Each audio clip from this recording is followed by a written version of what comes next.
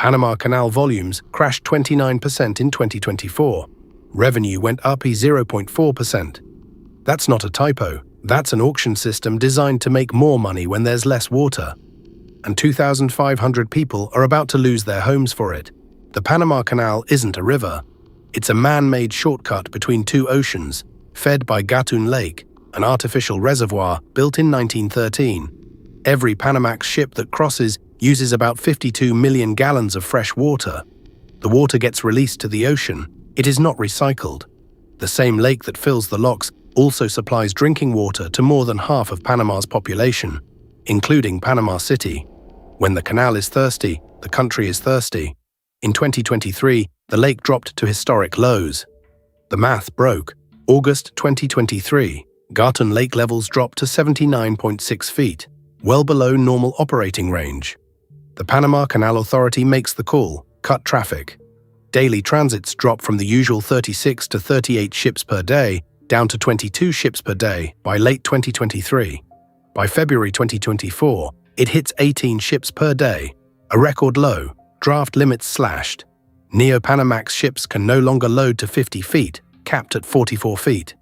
Carriers running partial loads. Wait times explode from 4 days to up to 22 days. Bloomberg reports queues stretching across both oceans. Container giants like MSC, Hapag-Lloyd, and ONE add per container Panama surcharges starting December 2023. MSC tags $297 per box. Hapag adds $260. By the time the dust settles, fiscal year 2024 transit volume is down 29% year over year. Panamax locks down 32%. LNG carriers down 66%. By every reasonable measure, this is the worst year in the canal's modern history. Carriers reroute around the Cape of Good Hope. 20 extra days. 30% more fuel. Roughly $30,000 per extra day at sea. The whole supply chain reprices. And then something unexpected happens. The Panama Canal Authority releases its annual financial report. Revenue for fiscal 2024 was $4.986 billion. The year before, $4.97 billion, up 0.4%. Here's how. The Panama Canal sells a small number of slots every day through an auction system on top of the regular toll queue.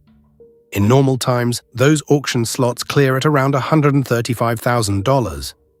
November 8, 2023, the Japanese energy company INEOS Group bids on one slot for an LPG tanker.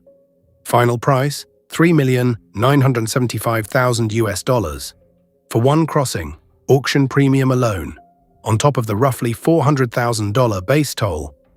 Total cost to cross, roughly $4.5 million for a single ship. That's not a one-off.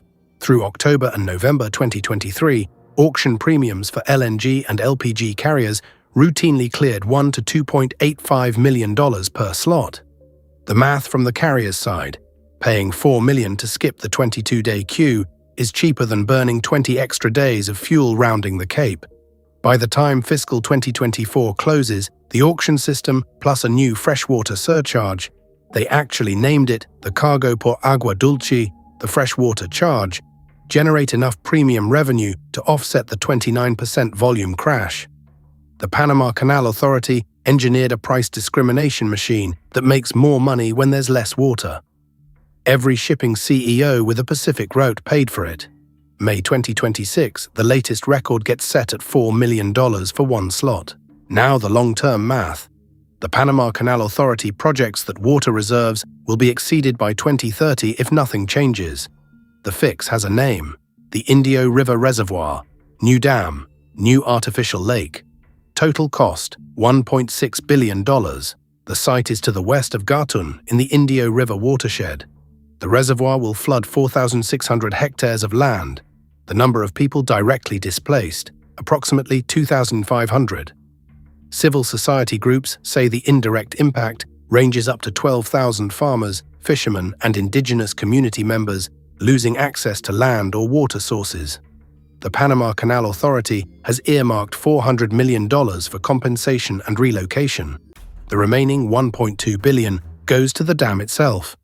The project starts construction in 2027 and is expected to complete by 2032. When it's done, it will add 1.25 billion cubic meters of water storage. Enough, the authority claims, for the canal and drinking water for 50 years. The previous Panamanian president, Cortizo, had blocked this project on environmental and social grounds. His successor, José Raúl Mulino, elected May 2024, unblocked it within months of taking office. The $4 million auction slots paid for by Maersk and CMA pay for the displacement of 2,500 people who never owned shares in a container ship. December 2024. Donald Trump publicly threatens to take the canal back. Panama responds. 3 months later, CK Hutchison, the Hong Kong-based conglomerate that runs 2 of the canal's largest container ports, announces a $22.8 billion sale of 80% of its global ports business, including its Panama operations, to a consortium led by BlackRock, Global Infrastructure Partners, and MSC's Terminal Investment Limited. CK Hutchison's stock jumps 22%. Mr. Trump declares victory on social media. The American government did not pay $1 in this transaction. American asset managers acquired strategic Pacific Atlantic choke point infrastructure under sovereign pressure leverage. The Suez Canal cost Egypt $6 billion in 2024. The Panama Canal cost Hong Kong $22 billion in 2025. A choke point is never just a waterway. It's a balance sheet that other countries learn to read. Next on choke point, the Strait of Hormuz. 20% of the world's oil moves through a channel less than 30 miles wide. One country can close it.